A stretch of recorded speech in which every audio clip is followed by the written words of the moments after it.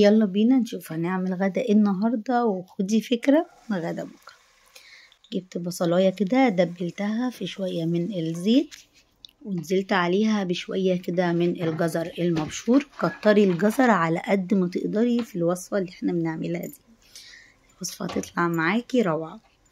قلبت الجزر تقلبتين 3 كده، ما طولتش كتير، وبعد كده نزلت عليهم بمعلقتين كبار من السكر، ايوه سكر، وقلبي كده دقيقة واحدة. وبعد كده انزلي عليهم بنص كيلو من الرز البسمتي، الرزاية اللي هي الحباية الطويلة، في ناس متعرفش ايه هو الرز البسمتي.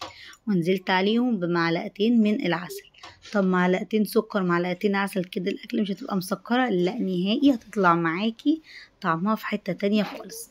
نزلت بمكعب مرق، نزلت بالملح، ونزلت بالزبيب. ونزلت بقى بشوية كده من المية المغلية لحد ما اوصل لعقلتين من فوق الرز. وعايزة اقولك ان الرز البسمتي كنت نقعاه حوالي ساعة قبل ما ابتدي استخدمه.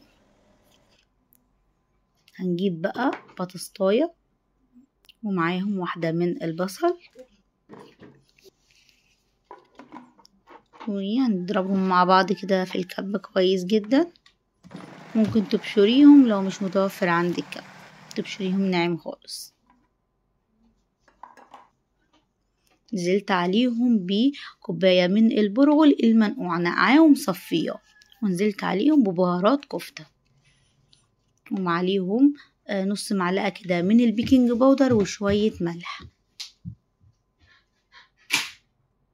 هنزل عليهم بنص كيلو من اللحم،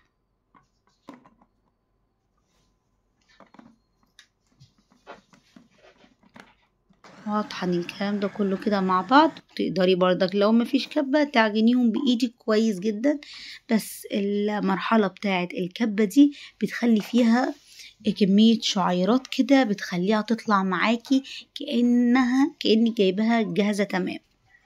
بصي عاملة ازاي؟ لو بايدك هتعجني كتير شوية لحد ما توصلي لمرحلة الشعيرات دي.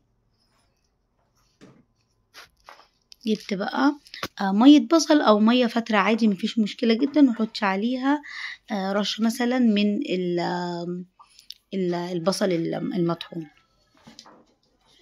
هنجيب بقى الصينية بتاعتنا وندهنها كويس جدا بالزيت.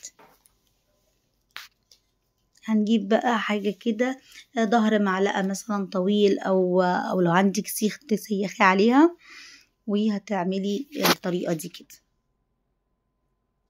هتصبعي الكفتة المقاس اللي انت عايزاه كده، بس عشان عايزاها تبقى فيها فراغ من النص، بأي حاجة عندك ممكن توفي الغرض.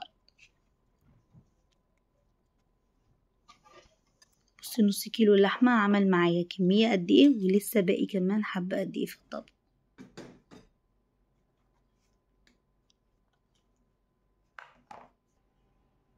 عايزه اقولك ان البرغل طعمه ما بيبانش، واللي احنا بنشتريها من بره بتبقى فيها اصلا برغل وانتي مش بتاخدي بالك.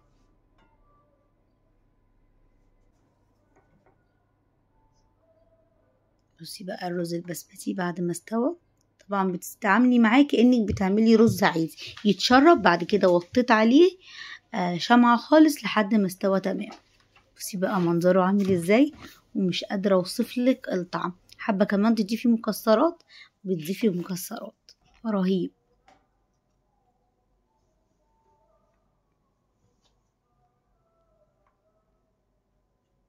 رصينا بقى عليه الكفتة كده. ده بقى ممكن تعمليها غدوة في يوم، ما تعمليش جنبهم غير شوية سلطة وشوية طحينة وبس على كده، وبألف هنا وشفا. هتعجبك جدا. والرز ده لو عملتيه بالطريقة اللي وريتها لك دي هيطلع معاكي طعمه خطير، الأولاد مش هيبطلوا يطلبوا منك. بصي بقى الكفتة سواها عامل ازاي، ممتازة وطعمها رائع.